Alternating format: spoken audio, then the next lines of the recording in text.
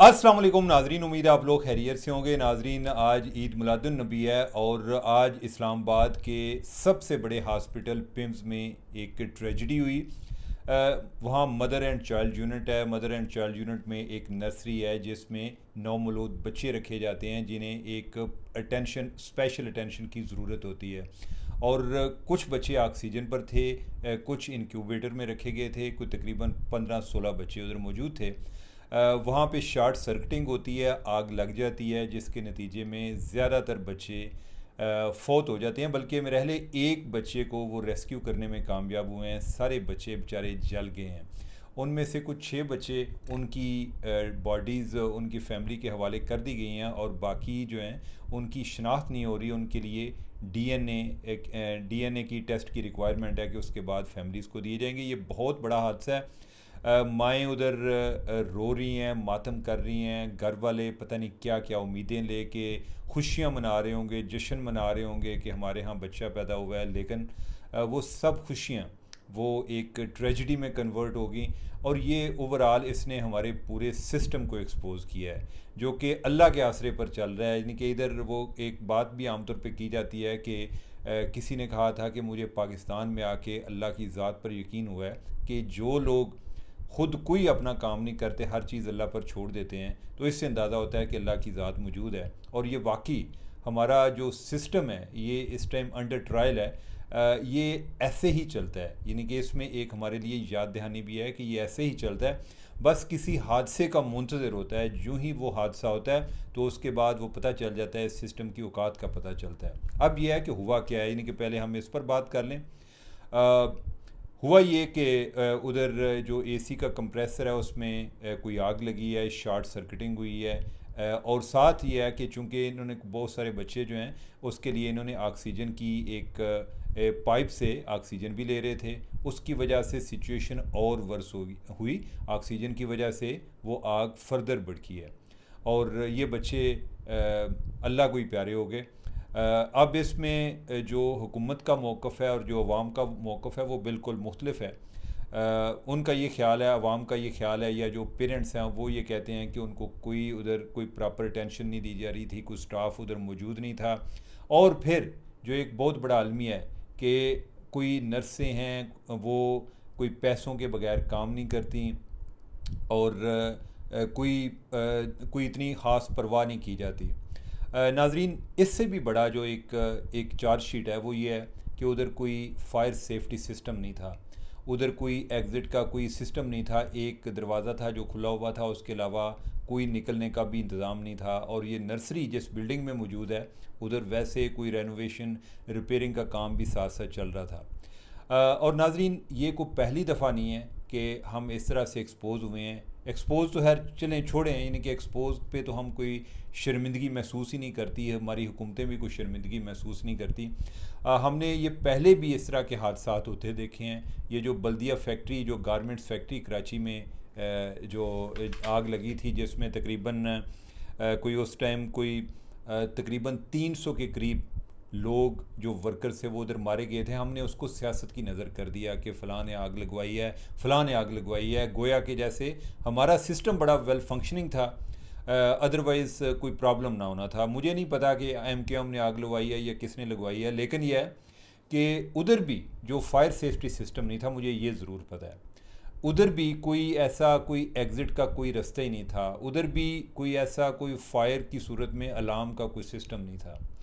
फिर हमने देखा कि इस साल जनवरी में उधर एक गोल प्लाज़ा कराची, उधर भी आग लगी, उधर भी फायर सेफ्टी सिस्टम नहीं था। फिर हमने देखा कि कराची में ही कोई लियाकताबाद में एक सरकार का हॉस्पिटल है, उधर आग लगी। अगेन कोई fire safety system well functioning उधर भी नहीं था।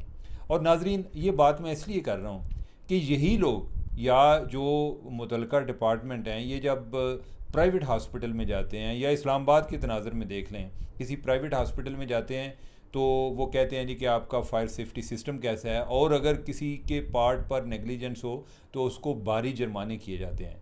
लेकिन जो सरकार का हॉस्पिटल है उसमें परवाह नहीं की जाती। वो कहते हैं कि इधर लोग आ गए हैं जो किसी प्राइवेट हॉस्पिटल में नहीं जा सकते, ये कौन सा इंसान है, तो इनकी ज़िंदगी की क्या वैल्यू है। नाजरीन, इस टाइम इस्लामाबाद में कुछ 100 से ज़्यादा हॉस्पिटल हैं। कोई 94 जो है उनमें से प्राइवेट हैं। ये बात अलबत्ता ज़हन में रखिएगा कि 94 वो प्राइवेट हैं और जो 9 है वो सरकारी हॉस्पिटल हैं। और इधर जो लोग आते हैं, जो इस्लामाबाद की अपनी पॉपुलेशन है वो इस टाइम को 25 लाख है। 25 लाख से ज़्यादा होगी, कम नहीं है, यानी कि ये ओवरऑल है।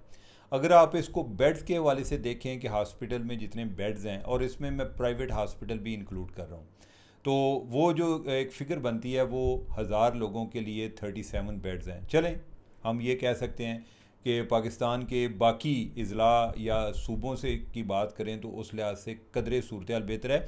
और ये कदरे का लफ्ज़ भी उस सूरत में मैं इस्तेमाल कर रहा हूँ कि अगर आप ये तसव्वुर कर लें कि आम शहरी प्राइवेट हॉस्पिटल में जाने की सलाहियत रखता है, वो उधर अपना इलाज अफोर्ड कर सकता है, अदरवाइज़ नहीं। अब अगर आप पिम्स पे आ जाते हैं, पिम्स के पास कितने बेड हैं? कुछ तकरीबन उनके पास कुछ 1250 बेड हैं। और ये एक रेफरल हॉस्पिटल भी है, जिधर से पंजाब से भी लोग आ रहे होते हैं, जिधर से केपी से भी लोग आ रहे होते हैं, और इसके अलावा जो लोकल पॉपुलेशन है वो भी आ रही होती है। ये जब डिज़ाइन किया गया था, उस टाइम ये डिज़ाइन किया गया था कि दिन में जो ओपीडी के पेशेंट हैं ना, जो आउटडोर ट्रीटमेंट के लिए आते हैं कि किसी डॉक्टर को चेक कराने के लिए, वो शायद कोई दिन में कोई 2000 से 3000 लोग आएंगे। ये उस टाइम डिज़ाइन किया गया था और ये उसी कैपेसिटी पर चल रहा है। लेकिन यह है कि अभी जो उधर लोग जाते हैं वो तकरीबन 8 से 9000 लोग जाते हैं। और जिस मदर एंड चाइल्ड यूनिट में जिधर ये हादसा हुआ है, उसकी जो कैपेसिटी है वो भी तकरीबन आप समझें कि जैसे कैपेसिटी टू कैपेसिटी परफॉर्म कर रहा है कि 98% उनकी ऑक्यूपेंसी होती है। 98% बेड ऑक्यूपाइड होने का मतलब यह है कि आपके पास कैपेसिटी है नहीं है। आप कोई उसमें बहुत सारे लोग सिफारशी भी आते होंगे, जिनकी कोई सिफारिश होगी वो उधर दाखिल हो गए। कुछ जो है यानी कि उनका वैसे बेचारों का तुक्का लग जाता होगा। बहुत सारे लोग उधर से वापस भी जाते होंगे जिनको आगे किसी प्राइवेट हॉस्पिटल में जाना होगा। और फिर जो ये भी है, यानी कि इधर भी कई दफ़ा देखा गया है कि एक एक बेड पे 2-2 पेशेंट्स इन्होंने लटाए होते हैं। ये जो नर्सरी है इसकी भी, ये भी ओवर कैपेसिटेटेड है, यानी कि इसकी इतनी कैपेसिटी नहीं है जितने लोग बच्चे इधर जो हैं वो मौजूद होते हैं। तो ओवरऑल ये है कि वो क्या कहते हैं कि हादसे एकदम नहीं होते, यानी कि वो शेर भी है, मुझे सही तरह याद नहीं कि वक्त करता है परवरिश बरसों, हादसे एकदम नहीं होते, या इस तरह से शेर है। तो ये कोई ये नहीं है कि ये जिस जिस एंगल से हम इस चीज़ को देख रहे हैं हम इसको आज के तनाज़ुर में देख रहे हैं। लेकिन ये देखें कि कुछ दिन पहले तक हम क्या कह रहे थे जी कि सिक्योरिटी के इश्यूज़ हैं, और उस दिन पिम्स में उसमें शिफा में इमरान खान को नहीं ले जा पा रहे, सिक्योरिटी के इश्यूज़ हैं, और हम पिम्स में लेकर आए थे। इमेजिन कि खुदा ना खास्ता उस दिन को हादसा हो जाता। इसका कतई ये मतलब नहीं है कि इमरान खान की जान जो है वो ज़्यादा अजीज़ है, और ये जो बेचारे जो छोटे बच्चे यानी कि जो इस दुनिया में आए और आते ही वापस चले गए, इनकी नहीं है। लेकिन इसमें पॉलिटिक्स का भी एंगल है। आज भी मैं चीज़ें देख रहा हूँ ज़्यादा पॉलिटिक्स के कंटेक्स्ट में हो रही हैं। यानी कि ये हॉस्पिटल जो है ये जब से बना है, उसके बाद इमरान खान भी प्राइम मिनिस्टर बने हैं, उसके बाद नवाज शरीफ भी प्राइम मिनिस्टर बने हैं, उसके बाद बेनज़ीर भुट्टो भी प्राइम मिनिस्टर बनी है, उसके बाद मुशर्रफ भी प्रेसिडेंट बने हैं, और उसके बाद शहबाज शरीफ भी प्रेसिडेंट बने हैं। इस हॉस्पिटल की कैपेसिटी नहीं बढ़ी, और ये है कि बजट भी नहीं बढ़ता, और फिर ये है कि प्रेशर जो है वो बहुत ज़्यादा होता है, और फाइनली ये है कि हम अल्टीमेटली इन चीज़ों के साथ हम रिकनसाइल कर जाते हैं, और हम किसी हादसे की नज़र एक इंतज़ार में रहते हैं। मैं तो आए दिन ये गाड़ियाँ भी देखता हूँ, उसमें भी सिलेंडर लगे होते हैं। बस ये है कि जैसे बंदा एक मौत के मुंह में सफ़र कर रहा होता है। बल्कि मुझे याद आता है कि मैं कोई हज किया, और मैंने गवर्नमेंट की जो एक प्रोग्राम था उसके तहत मैंने हज किया। तो एक जगह पे जाके उन्होंने जब हमें हैमों में बंद किया, तो जिस तरह उधर रखा, और जिस तरह एक एक खेमे में मर्द और औरत दरमियान में एक पर्दा लगा के वो जगह थी, मैं उसके बारे में बहुत दफ़ा इमेजिन किया कि खुदा न खास्ता इधर किसी जगह पे आग लग जाए तो हम सारे लोग जो है ना मौत के मुंह में जाएंगे। उसमें फिर क्या कहते हैं, नहीं शहीद हो गए हैं, बहुत अच्छी बात है, यानी हज पे गए हुए थे, अल्लाह ने उनको अपने पास रख लिए। हम अपनी एक कमियों कोताहियों पर फोकस करने को तैयार नहीं है। अब ये भी चीज़ सियासत की नज़र हो जाएगी, ये हॉस्पिटल इम्प्रूव नहीं होगा। ये इस मुल्क का सबसे बड़ा अलमिया है कि हॉस्पिटल इम्प्रूव नहीं होगा, सियासत होगी, ठीक है, यानी कि एक दूसरे को तुनने की बात होगी कि जनाब इन पे ज़रा डंडा दो, इनको प्रेशर दो, इससे ज़्यादा बात नहीं होगी। ठीक है। तो आज भी यानी कि ये हमारा एक और बड़ी नेशनल ट्रेजेडी है कि जिन इश्यूज़ पे हमें बात करने की ज़रूरत होती है उसके लिए कभी भी मुनासिब टाइम नहीं होता। जब ये इशू नहीं चल रहा होता ये इस तरह की बातें करना तो वैसे ही बड़ा बोरिंग अमल लगता है। और जब ये इशू चल रहा होता है तो वो कहते हैं कि यार यानी कि आप जिस चीज़ पे अभी बात हो रही है ना इस पे फोकस करें, बच्चे मर गए हैं, यानी कि ये क्यों और ये कब से ऐसे सिस्टम चल रहा है, फायर सेफ्टी का इंतज़ाम क्यों नहीं है, बच्चों की ओवर कैपेसिटी इधर क्यों है, जो पेशेंट्स हैं जितने आ रहे हैं उस तरह से हम हॉस्पिटल क्यों नहीं बना पा रहे, हम क्या कर सकते हैं, इस पर कोई भी आज ना बात करने को तैयार है ना कल बात करने को तैयार है।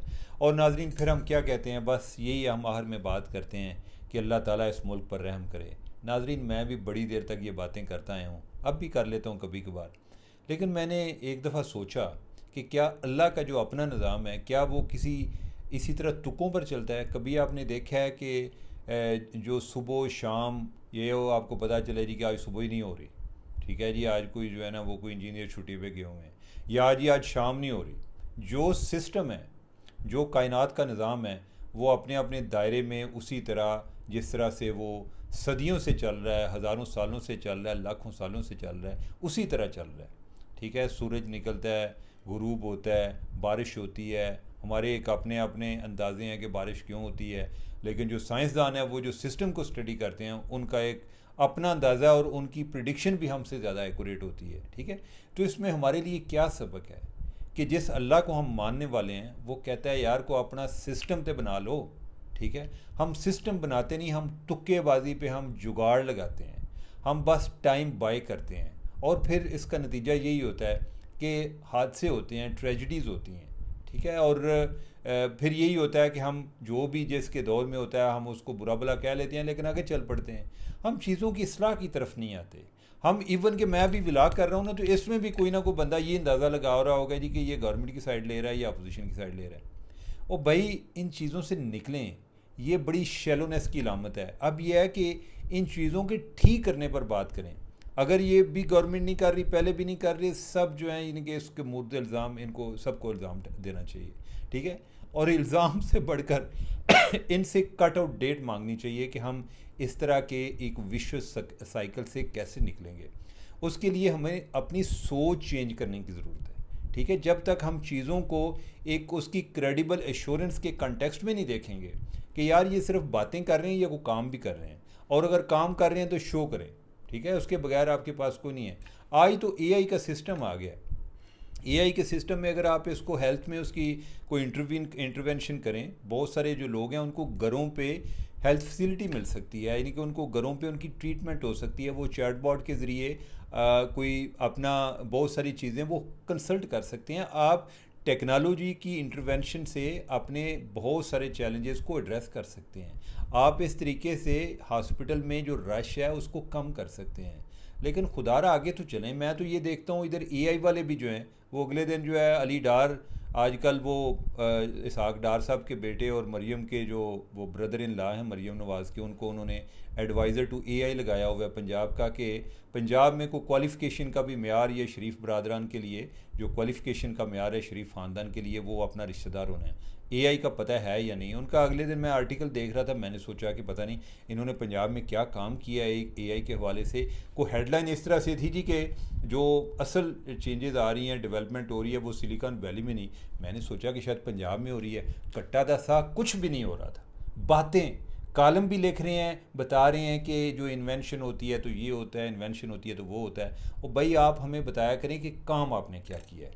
आपकी हुक्मरानों से कोई भी हो, उनसे जो है ना बयानिए से बाहर निकले, उनके पूछा करें कि don't tell me show me, यानी कि ये टेक्नोलॉजी में एक टर्म इस्तेमाल होती है कि गला ना ज़्यादा कर, तू बनाया की है वो दिखा। तो लिहाजा उस चीज़ पर फोकस करें।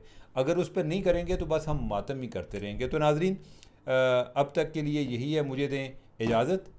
अल्लाह हाफिज़।